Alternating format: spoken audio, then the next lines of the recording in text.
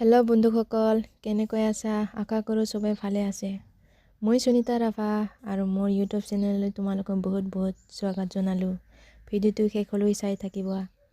যদি তুমি নতুন আহিছা তেনেহ'লে চেনেলটো ছাবস্ক্ৰাইব কৰি দিব আৰু বেল আইকনটো প্ৰেছ কৰি দিব।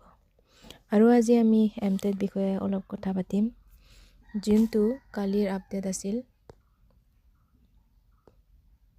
এইটো হয়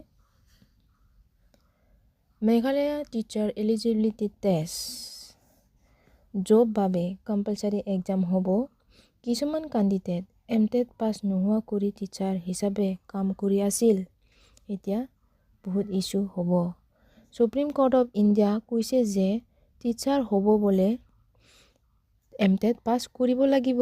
এমটেট পাছ নোহোৱা টিচাৰবিলাক পাৰ্মানেণ্ট টিচাৰ জব কৰিব নোৱাৰিব। গভৰ্ণমেণ্ট ৰুল ফ'ল' কৰিব লাগিব। লকমেন ৰাইম্বো এডুকেশ্যন মিনিষ্টাৰ অফ মেঘালয়া কৈছে সুপ্ৰিম কোৰ্ট অৰ্ডাৰ ফ'ল' কৰিব লাগিব। টিচাৰখিনি এমটেট পাছ কৰিব লাগিব। মেঘালয়ত 2025 BC ইন ছাৰ্ভিচ টিচাৰ এতিয়া 31 আগষ্ট 2027 ভিতৰত এমটেট পাছ কৰিব লাগিব বুলি জনোৱা হৈছে।